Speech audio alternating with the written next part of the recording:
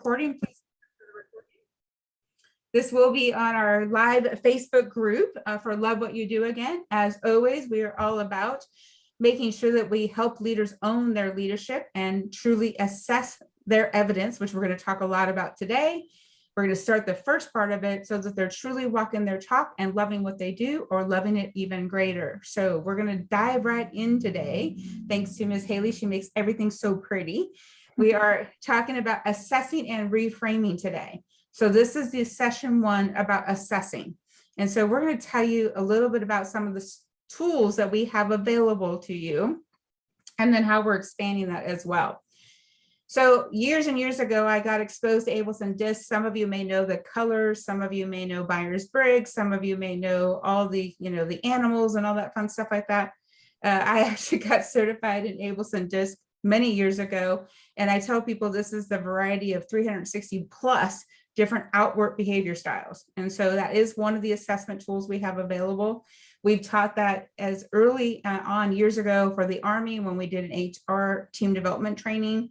We've done lots of different aspects about that.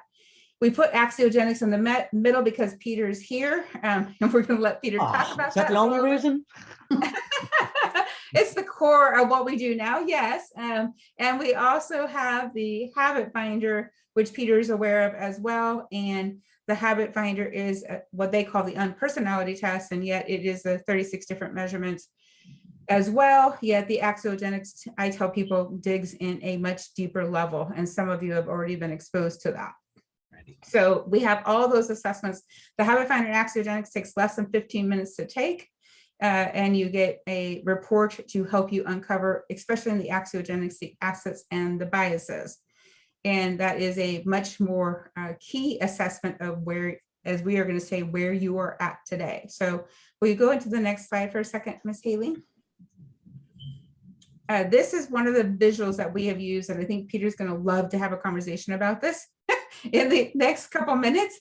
In the Axiogenics side, you see, and we did this in a presentation at Ron's office a while back ago, you'll see that you have a whole lot more green when you're in your A game. We know statistically that we're only in our A game up to 15% of the time at most, where more often than not, we're in the biases up to 85 to 95%. If Jordan was here, he'd be saying up to 95%.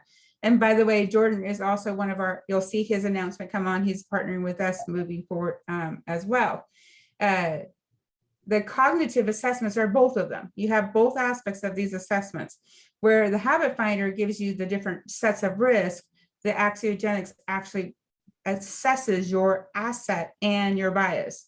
So you actually have some very defined clarity.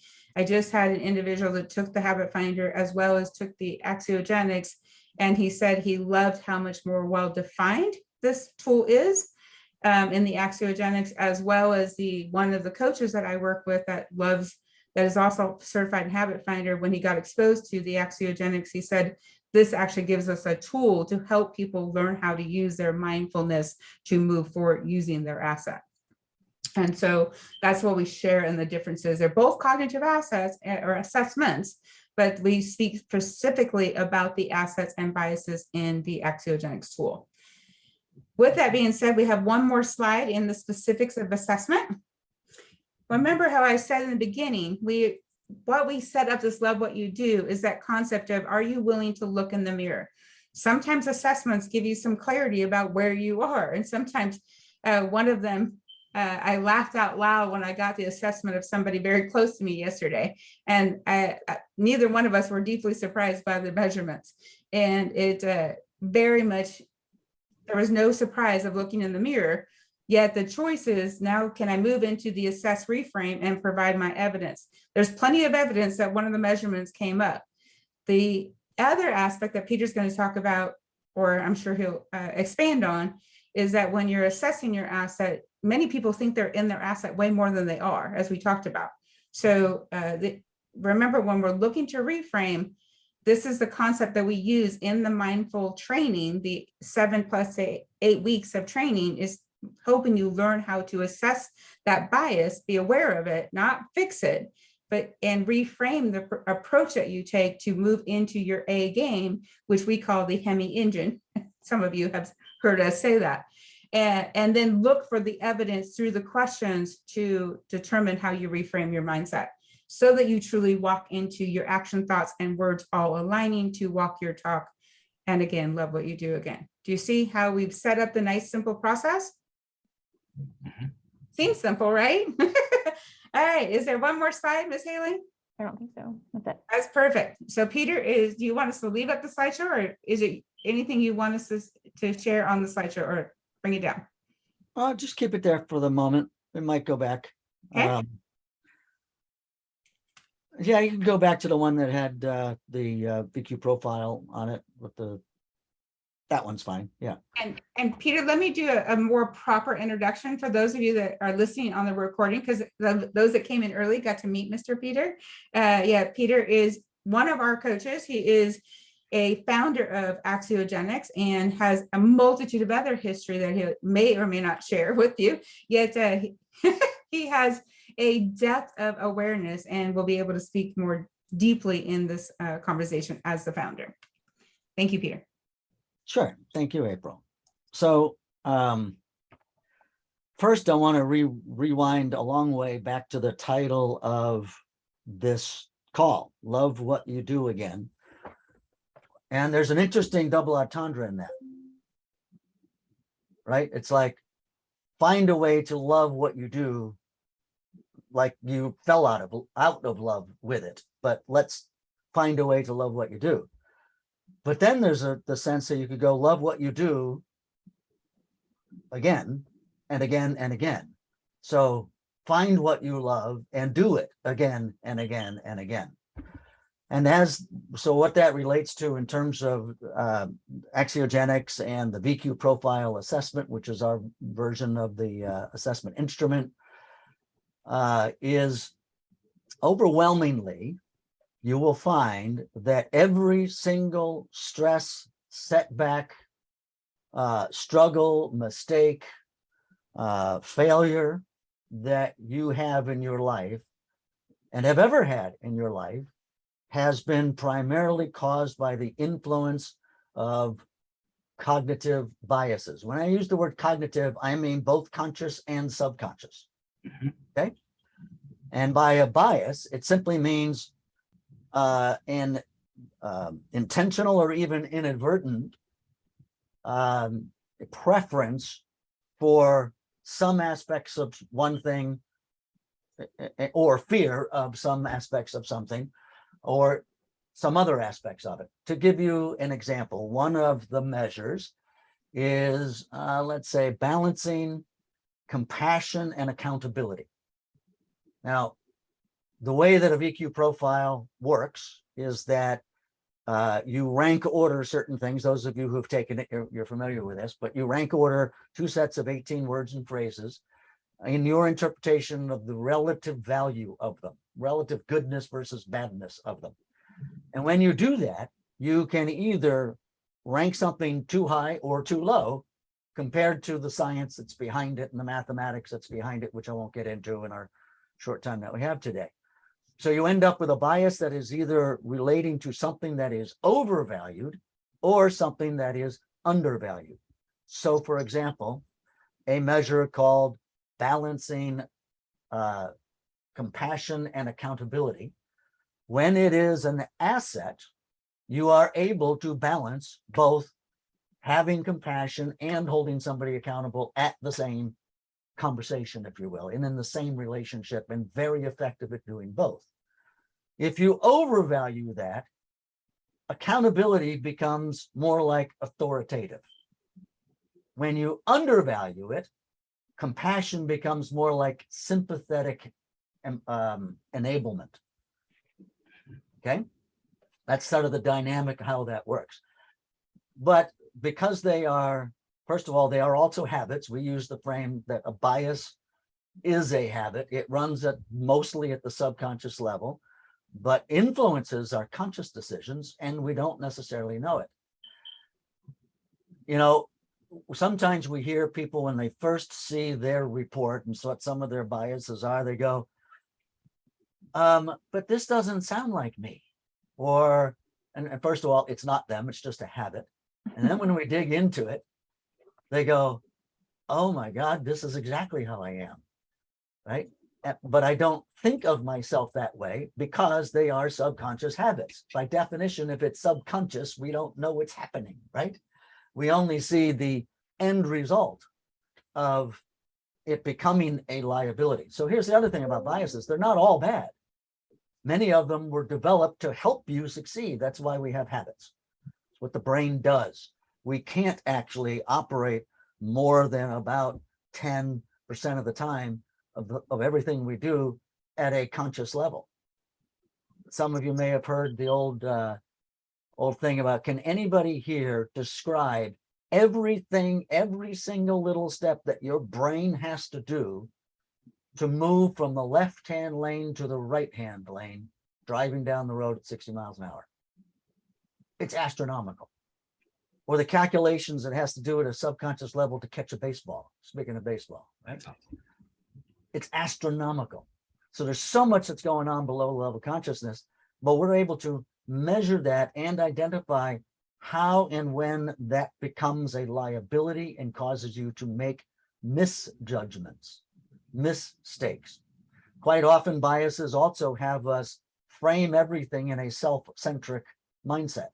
That is, what's in it for me? How do I get what I want? How do I protect myself? How do I promote myself? How do I be right? How do I prove that I'm right and they're wrong?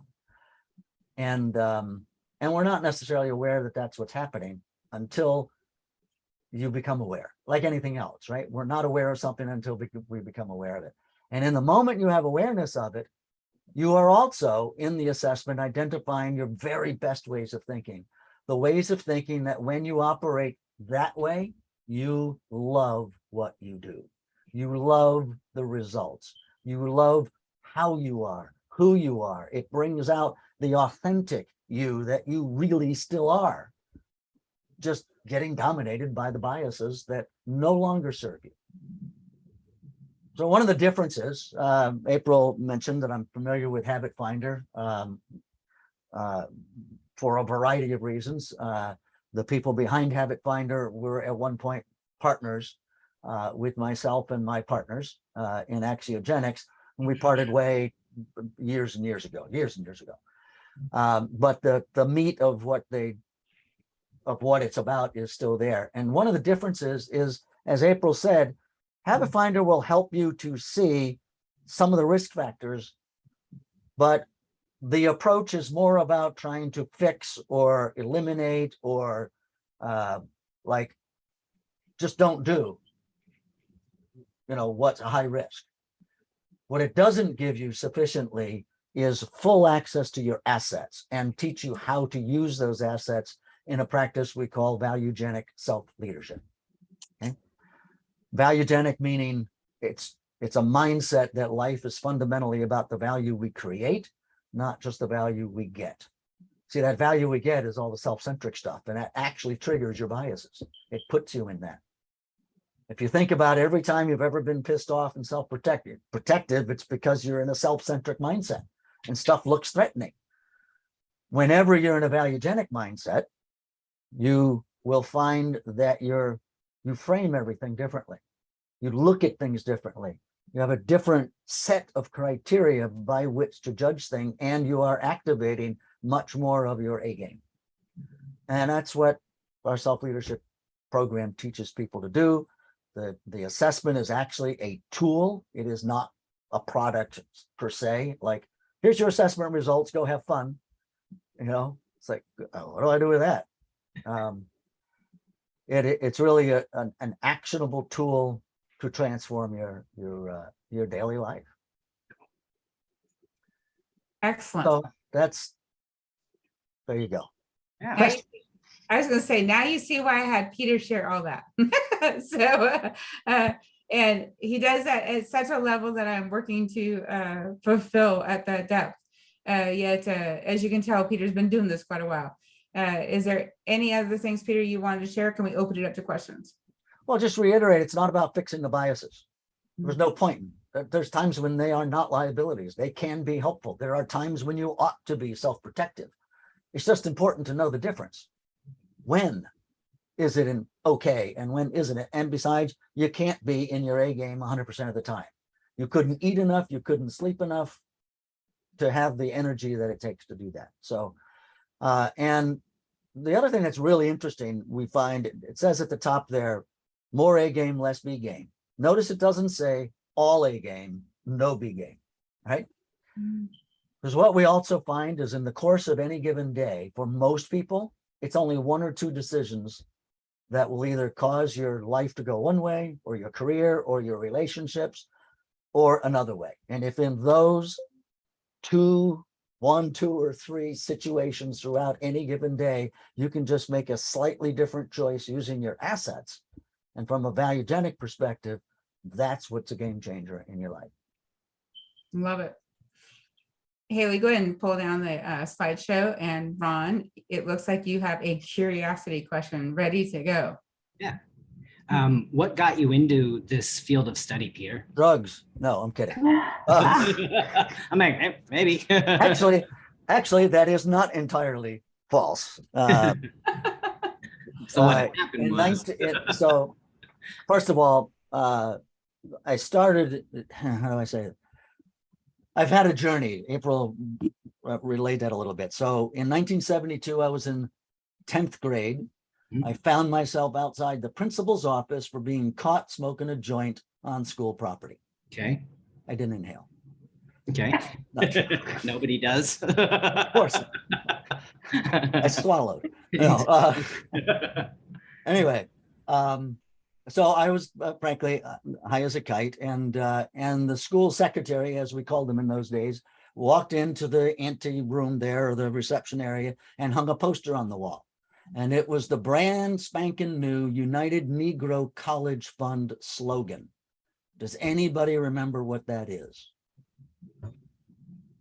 I'll give you a hint. It starts with a mind is, Lisa, you're on mute. Wait. A mind is a terrible thing to There waste. you go. Right. That was 1972. I thought that was hilarious. Now, why would that be? Ron knows. You're high. Because I'm wasted. Yeah. Okay.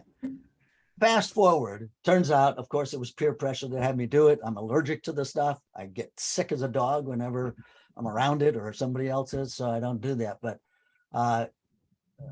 that thought actually stuck with me a lot. The idea that a mind is a terrible thing to waste. And I went in the Navy, submarine service, got out, went to college for marketing, dropped out of college because somebody gave me a couple $100,000 to start a computer company, which I did, then had a career. And the last part of that, we sold stuff to Microsoft. And then I found myself starting a coaching company. And there was a whole lot that went on in between all of that. But that concept informed my entire IT career, and it has informed everything that I've ever done. Because back in the IT world, I thought, there's a lot of mundane things that people do that computers could do easily. And then we can use our mental energy to be more creative and to be more thoughtful and be more mindful about how we're going about. And maybe somebody will have the time to invent something amazing if we offload some of the mundane stuff. So that informed everything that I did. And then when I was going out on my own, right around that same time, I learned about the science of axiology. I'd always been interested in neuroscience, learned about axiology through another source, and then found a gentleman by the name of Harvey Schoaf, who became my partner in the earliest versions 15 years ago, no, almost 20 years ago now, in precursors to Habit Finder. And then he later became co-author of my book and partnered with me in Axiogenics in 2009 and 2010. So what really happened, though, was studying axiology and studying all that neuroscience was discovering about the brain and neuroplasticity and what motivates us, why we do what we do. And I started to see correlations between that and what axiology not only was about from a pure science standpoint. There's a part of axiology that is literally the science of how value is created in nature, how it's measured in nature. And the other part, the assessment, allows us to measure how you judge value, how you interpret and evaluate things, okay? And we look at how does your profile, how you evaluate things match up to what the science says. It's kind of like, if you know anything about physics, there is something about absolute speed through the universe. Right. Right? Like we're sitting on the earth, but the earth is traveling through space at some speed, and the earth is going around, and we're walking or driving in some direction on it. So there is this absolute speed through time and space. But to human beings, it's all relative. Right. So what Dr. Hartman discovered, and he was a fascinating man. There's a book you can read, his autobiography, Freedom to Live, but he discovered the mathematics of value science, not unlike what the Wright brothers are credited for discovering the mathematics of aerodynamics and built an airplane. And 60 years later, we put a man on the moon based on the same principles, okay? Built on the shoulders, of course, of the Galileos and the Newtons of the world, right? So I saw these two things coming together, and I kind of feel like the Reese's peanut butter cup inventor, because I didn't invent chocolate neuroscience. I didn't invent axiology, peanut butter, but they fell in my lap simultaneously and it tasted sweet. So we wrote a book and Sweet. started the company. And that's the long story. I like it. And you just added a book to Ron's book list. Yep, I was writing that down. Right. And Freedom to Live, and then his book, I'm gonna find it. this one, Answering the Central Question, it's on Amazon. Cool. Well, actually, they're both on Amazon. Freedom to Live, the Robert Hartman story, and Answering the Central Question. Awesome. Thank you. Miss Trina, do you have a question? No, you're like, I'm just digesting it. All right, Steve, your turn. Yeah, unmute. There you go. Still on mute, I think. Nice. You're, He's good now. nope.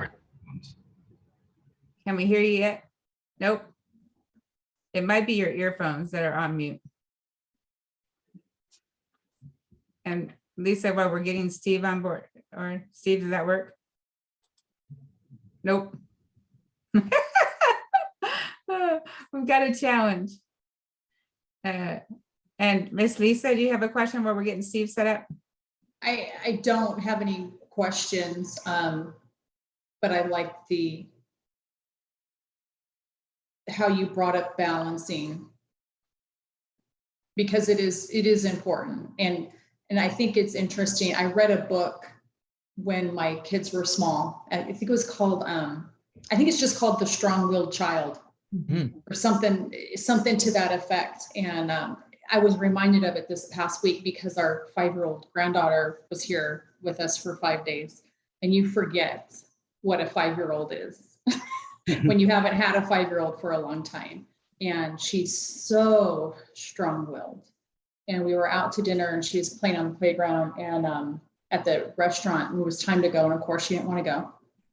And my daughter-in-law looked at me and she was just like, what am I going to do with her? Like, she's just, she's reached a whole new level at 5.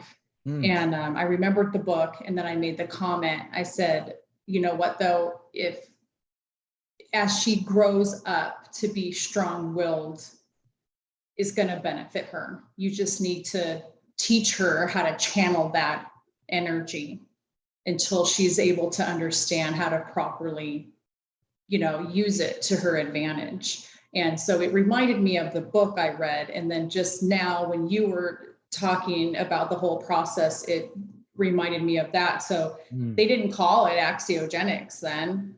I never heard the word until I'd met April. So like you said, you didn't invent it, it was there, but I love how you're bringing it to light now, and, kind of really giving people an avenue to explore it and better themselves through it. So not so much a question, just an observation. Well, that's great. And there's,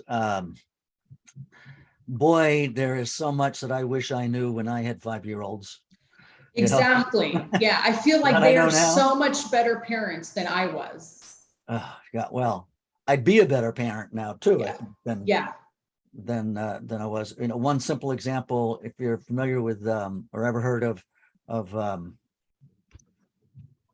the name just threw out my mind, sorry, window of my mind. The growth mindset versus fixed mindset person. Anyway, there was a study done with like third graders, 100 different third graders. And what they did was they took them in the morning, they took them one by one into a little room, and they gave them a logic problem to solve. And when they were done, each child, half of them, they said, wow, you did a great job. You must be very smart. And off they went. The other half, they said, wow, you did a great job. You must have worked very hard. That was the only difference. Same problem, same everything, didn't matter what the results were. In the afternoon, they said they went into the big room and announced to them all, we're going to have you do another logic problem this afternoon, one at a time. But you get to choose whether you want one that's about of the same difficulty or something that's more difficult. Okay. What percentage of the people or the kids who were told they were really smart opted for the more difficult logic problem, do you think, compared to those that were told they worked hard? What do you think? I think it was probably a high percentage, because they thought they were smart, Okay. because they were told they were smart. Does everybody concur? I'm gonna guess lower than the people who are told they work hard. All right, we have a gap. Steve, higher or lower? Lower, like you said. All right. Karina's The going answer Let's go is higher. significantly lower, like 17%. Okay. And they analyzed the reason for that is because when they were labeled as smart, they didn't want any risk of being proven otherwise. Mm. Do not ever tell your kids or grandkids that they're smart. Reward them for working hard. Reward good effort, regardless of the outcome. And when you label people, and adults too, by the way, right? When you label each other and adults, you put them in a box and then you bury them alive. There's a funny video about that, which is another topic. So, and they buy into it, even a negative label. And you know, better the devil, you know, there are people who were told they were not good enough all their life, and that is their safe place to not be good enough. Wow. They have a good excuse. Do you think that plays into like some of us who thought higher, maybe high, like I'm a high D, I like to be challenged. And if you think I'm smart, I'm going to continue to prove it.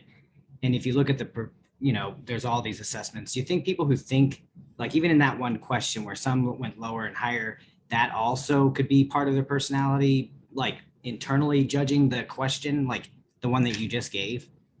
So keep in mind that these are third graders. Yeah, okay, of course. But like, so they haven't had a lot of judging. other life experiences that would sort of modify and have somebody come out the way that you came out. Yeah, at the tail end of it, right? Of being high D, I love to be challenged. I've been told I'm smart. I am smart. I believe I'm smart, and I'm gonna prove it every single time. So challenge me. Yes. But you've had certain life experiences that kind of brought you into that direction, and they would show up in a VQ profile, by the way. We would see exactly what those overvalue or undervaluations are that cause you to need to prove it. Got it. All right. Probably when you don't actually need to prove it. Yeah. Because everybody already knows. Yeah. So using it and proving it are two different things. Correct. Other kids just are so deathly afraid of being proven otherwise that they let that diminish their willingness to be challenged. Because they don't want to fail, they don't want to be embarrassed, they don't want to they just I'm smart. I'm smart. I'm smart. I've been told all my life I'm smart. I must be smart. So I'm not going to risk anything else. Got it. Steve, are you able to talk now? I don't know. Can you hear me? Hey! Okay, question No, go ahead. for you. I'm asking, did you have a question or a thought? No, I think, well, I don't think, I am going to take the Axiogenics evaluation this week. And it'll kind of give me a little more framework basis to next step the whole program. I want to take it. I So- very much appreciate your giving us additional details on that, Peter. Appreciate Sure. your perspective. Well, Sure. and Steve, will you talk about this? And somebody asked, actually, Jordan asked me, I have been sending emails to Steve and Ron for weeks. At the bottom of my email is the value profile invitation. Yes. And Haley just put it in the chat as well. And I'm just curious, Steve, you just said, thank you for the more information so I can reframe. How long have we been introducing you to this new assessment? A couple months now. Just a few. Yeah. And out of curiosity, what specifically, if you're comfortable sharing, what specifically did Peter say that really resonated with you and said, yep, I'm ready to make a decision today, this week? Actually, nothing, honestly. I was ready to do that before we even started today, but I kind of know what I'm looking at here and the reasons that I think it's important to me, beyond just curiosity. So, but again, I appreciate everything you said as well. Thank you for that, Steve. So Steve taught me years ago, and then Ron, I think you have a comment as well as Trina. Did you have a comment? Not yet. It's more Okay. of a joke on myself, but yes.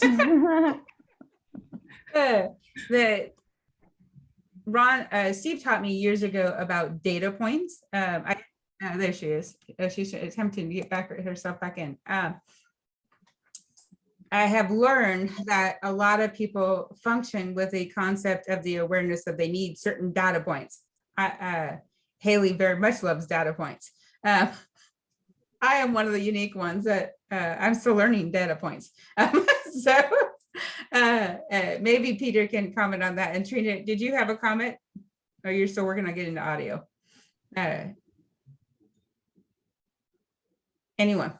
I'm leaving it open. No, I joked that I didn't see the link on the bottom of your page because I didn't make it that far.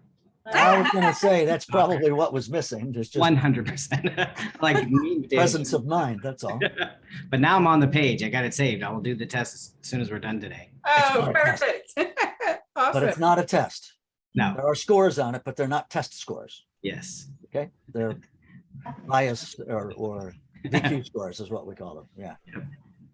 The other thing that I think might be important to mention here is sometimes people say, well, I haven't heard of axiology before or axiogenics. Well, I haven't heard of particularly axiology, axiogenics being our application and our company name. And there's a reason for that. And that is that as a science, just the science side of it, all that was left, even when somebody took the assessment, was basically pointing out where your thinking's wrong and then trying to get you to fix it. They didn't look enough at the asset side of it and correlate that to how the brain works. So the discoveries coming out of neuroscience have greatly informed, transformatively informed how we interpret the Hartman value profile or VQ profile.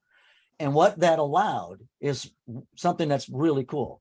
It is based in the science of neuroscience and based in the science of axiology fused together, but there's no, it's not science class, it's science-based. You don't need to know anything about neuroscience or axiology to become a valuegenic self-leader.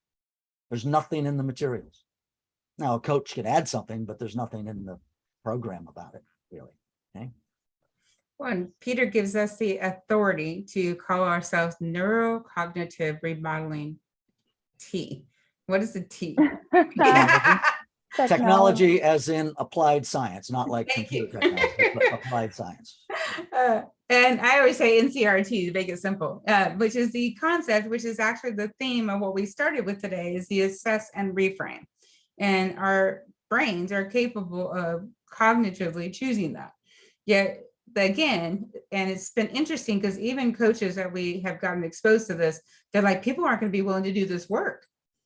And I'm like, that's the whole point, right? Is it you're looking for the people willing to do the work, because it is a commitment. So as Peter said, we get to be the guide, we get to help navigate. Yet Haley and I work diligently to remind people that enter into the self-leadership program. It's a self-leadership program. Yes. That is one of the most biggest reminders. Just like I got reminded when you take that assessment, by the way, and you choose the self-leadership program, you have to be approved to go into the program. It just doesn't snap, you figures you're in the program. You don't have to pay for it. Just Yeah. throw that in. Right? So It's actually really, the program itself is extraordinarily simple. There are 3 steps. It's called 1, 2, 3. The first step is clarity of purpose. Know what it is that you want to change or improve or accomplish or achieve in your life. Okay. Related to that is recognizing that to achieve anything in my life that I haven't achieved yet requires that I change something in me. I have to do something different. I have to think something different than what I have in the past. Otherwise, it's just insanity doing the same thing over and over again, right? And you already know what it is. Every one of you knows what it is that you would like to be a little bit different in your life in some way, whether it's small or big. And you have some idea of how you need to approach things a little bit differently than you have in the past. You might recognize that you have a tendency to procrastinate, or to overthink things, or to do this and then do this and then do this, or constantly come up with new ideas but never really execute any of them, right? Or not execute them enough to find out if they're going on. Sometimes you let a low self-esteem get in the way, and it's like, why do I keep beating myself up, and self-doubt? Or maybe for some people, they come on a little too strong, like a high D, and they end up alienating people. Even though your intentions are full of passion and desire to make a difference, they're not ready to have a difference made, and that's where it gets into trouble. So you already know some of that, a lot of that, most of that. What you don't know is what the VQ profile reveals about what's the exact thought process that gets triggered and causes me to show up in the ways that undermine my own results. And what are the cognitive assets that when I engage in those cognitive assets and just shift my thinking by asking myself a question that we give you, or a series of questions, that you instantly, physically, emotionally, mentally, spiritually will feel different in a heartbeat, and you're engaging your best way of thinking, your assets, and you will, I literally mean, instantly start to think and feel better.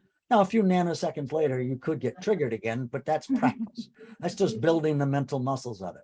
So the second step, so there's first what am I trying to accomplish, both from a exterior standpoint, if you will, and an internal, what we call to be more and be less, not but be more, be less.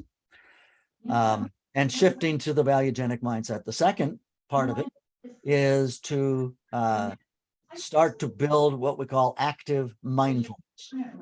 So there's self-knowledge, having some understanding of what your biases are and what your assets are and how they show up in your life and how they get triggered. But it's also about building the mental muscles of being present and self-observant, metacognitive, if you will, being able to observe, oh, look, there I did it again, Britney Spears, oops, I did it again, right? Having that cognizant ability in real time. And then there's a third level about situational awareness, which is also what's going on around you. So that's the second step. And then the third step is engaging the wisdom of your assets, also known as valuegenic self-leadership, which is nothing more than a choice to use your asset in those really important moments that matter to create greater value.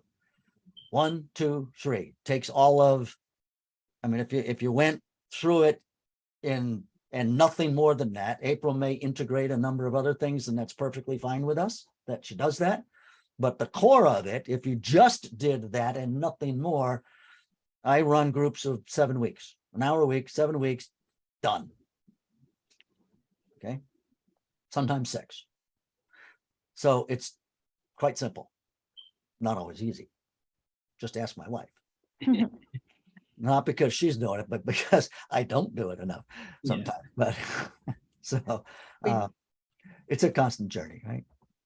We all fall into that opportunity. And Jordan and I are launching a group in August together for 8 weeks.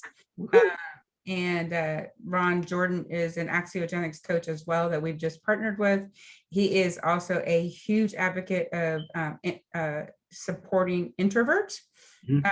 And is something that he's very on fire with. And Trina, who just popped off, will be one of the people in the group, in the next group. Starts in but- August, you said? In August, correct. Mhm. Is it closed already, or is there still Nope, room? For It's people so open. We are open. We are hoping you're considering. We might put Steve and his wife in, maybe, you know. So the gift is, and you know, we don't do this Q&As as a sales tool. We do this as an extra added bonus item. The gift of having our special guest like a Peter is the wealth of wisdom that Peter has is something I'm still working to pull in. As Peter and I talked about, Jordan started with Axiogenics. I had multitude of years of productivity coaching and all kinds of other types of coaching. So I've literally been pulling away different modalities to integrate this modality. And so it's been amazing to watch that. So Jordan and I will tag team really well together. With that being said, Peter, one last question. We've added in we introduced a tool on our Q&A about the B versus A game. And it's actually not in the material yet, but it's an added value that we get to use in the training. And will you speak a little bit about how that came to be and why we added that document? Sure. What she's referencing is a worksheet that's in the program. It's a brand new worksheet. We haven't explicitly integrated it in. We're letting coaches sort of use it when they feel like it's a good idea. And so far, everybody thinks it's a good idea. And I'm in the middle of a kitchen remodel, so I haven't had time to do it. But we will.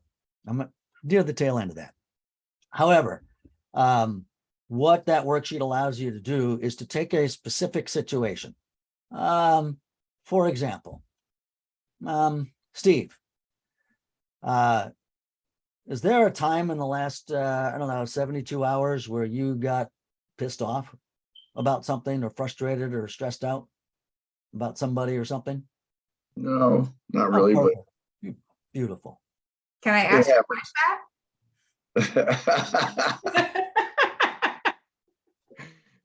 Just asking. She's right around the corner, huh?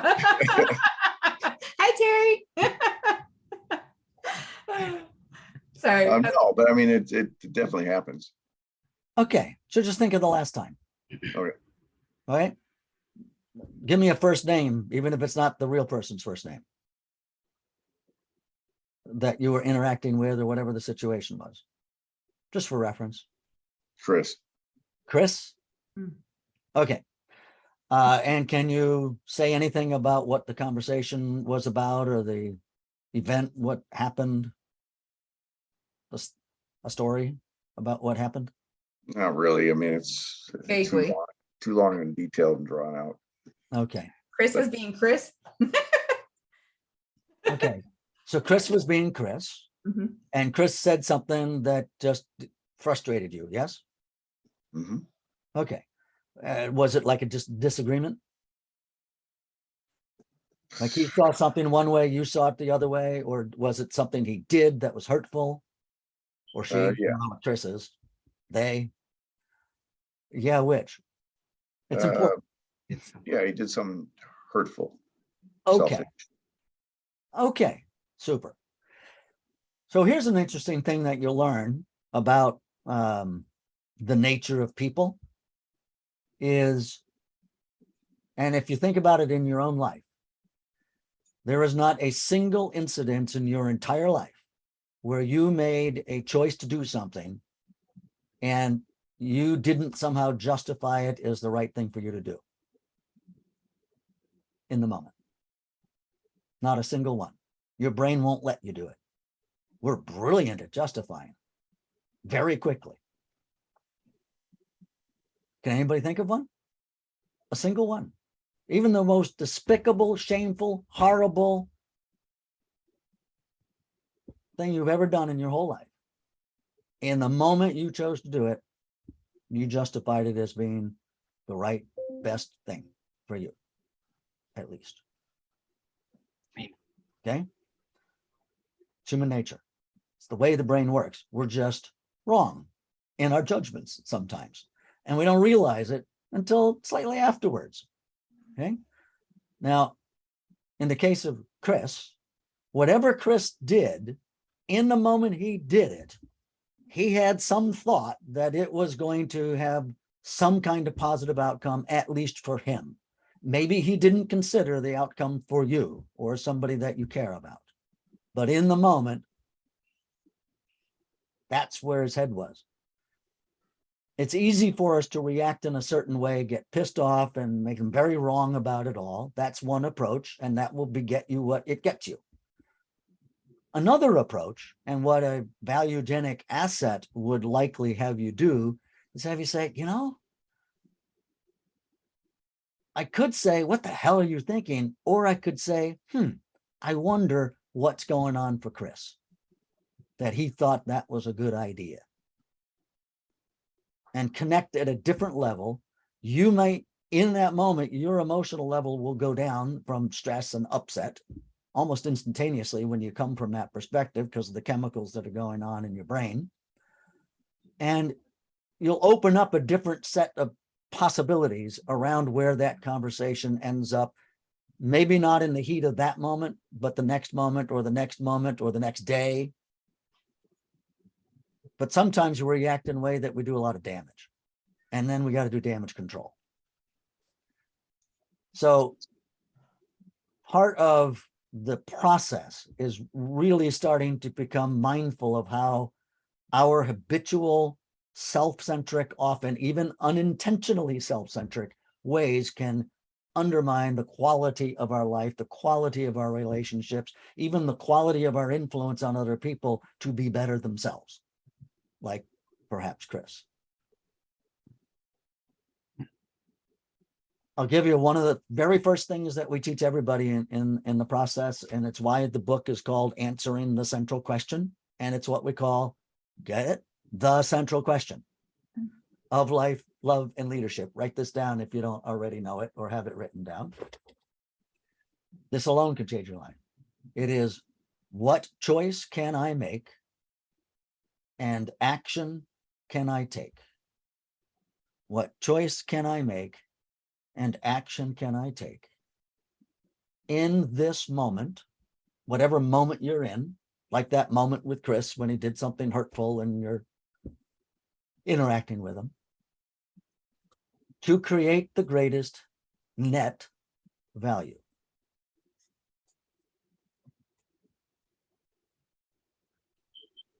Net means all things considered, the pros and cons for all people concerned, yourself and Chris and anybody else that might have something at stake in this, both short and long term.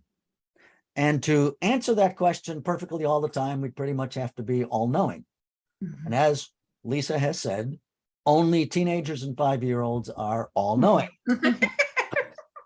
Obviously. Obviously.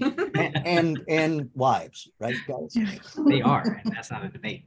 So, I have a coffee somewhere that says, I don't need Google. My wife already knows everything.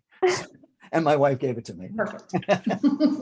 Anyway, that question, if you ask yourself that question in earnest, even before you get on the phone with the Chris's of the world, it can make a real difference.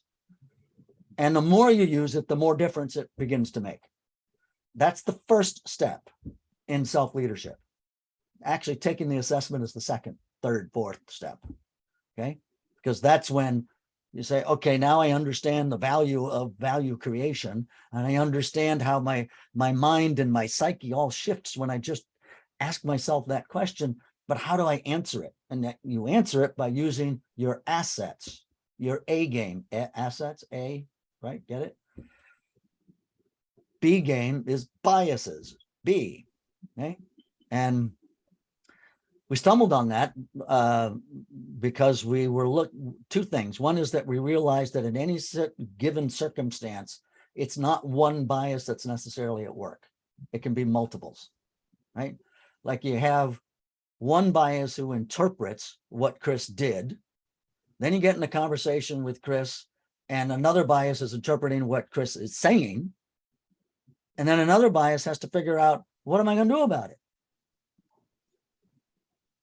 And then you ruminate about that. And you know, how many times have you ever pretended to not be pissed off? How many times have you pretended to like somebody because you didn't want people to know what you really thought? People do it, right? And so this is a game that we're constantly playing with ourselves. And when we have to be in such conflict internally, where biases are fighting with biases, we are so in our B game. It's like that baseball game where they've got all the first string players on the bench and the B game players are on the field or at bat. Use your A game.